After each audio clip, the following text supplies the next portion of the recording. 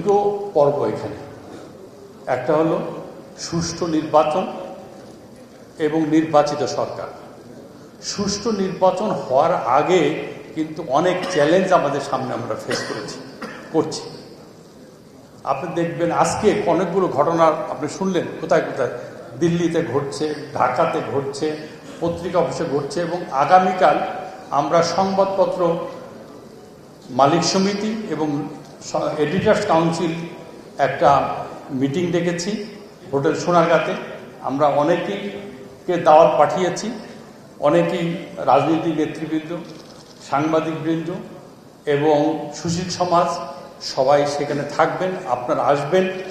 ওখানে আমরা একটা সকলে মিলে একত্রিত হতে চাই যে আমরা একটা সুষ্ঠু নির্বাচন এবং গ্রহণযোগ্য নির্বাচন, আর যাতে আমরা মত প্রকাশের স্বাধীনতাটা পাই।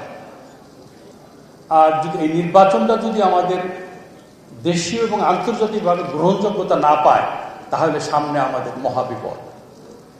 অনেক বিদেশিরা, যারা আমরা বিদেশের সাথে ব্যবসা করি, তারা কিন্তু খুব উদ্গ্রীবভাবে তাকিয়ে আছে আমাদের নির্বাচনের দিকে। নির্বাচনটা কতখানি সুষ্ঠু হয়, গ্রহণযোগ্যতা হয়, এবং এটার ব্যাপারে কিন্তু আমি মনে করি সবচেয়ে দায়িত্ব হচ্ছে এখানে সাংবাদিকবৃন্দ এবং বিএনপি সবচেয়ে বড় দল। যদি সুষ্ঠু নির্বাচন করতে, গ্রহণযোগ্য নির্বাচন করতে গিয়ে যদি কোথাও বিএনপিকে 10টা সিট হারাতে হয়, তাহলে আমি মনে করি এখনকার এই প্রথম আলো যে সার্ভেটা করেছে তাতে বিএনপির ক্ষমতা আসতে কোনো অসুবিধা হওয়ার কথা না। সানশাইন আটা ময়দা সুজি,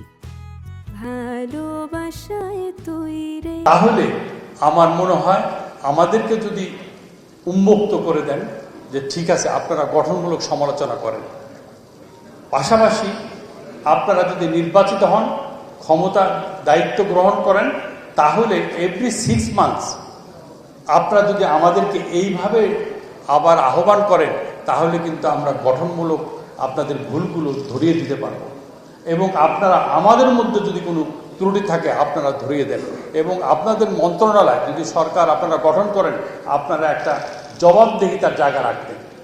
সেটা হচ্ছে কি, আমাদের যারা সংবাদপত্র প্রকাশ করি বা মিডিয়া চালাই, সব যে সঠিকভাবে আমরা উপস্থাপন করি তাও না, আমাদের কিন্তু অনেক ভুল ভ্রান্তি হয়। যেটা মাহমুদ ভাই বললো যে আমরা অ্যাপোলজি করি, আমরা আমাদের ভুলগুলি আপনারা বলেন যে এগুলো সঠিক না, কিন্তু আমরা যে সত্যগুলো তুলে ধরি, আপনারা বলেন আপনারা যে দুর্নীতি সম্বন্ধে তুলে ধরেছেন, এই অন্যায় অবিচার করেছেন, আমরা তার বিরুদ্ধে ব্যবস্থা নিয়েছি। তাহলে আপনাদের যে প্রতীক্ষা, যে আকাঙ্ক্ষা, দায়িত্ব গ্রহণ, নতুন বাংলাদেশ গড়ার, সেই গড়া সফল হবে এবং আমাদের সাপোর্ট অব্যাহত থাকবে।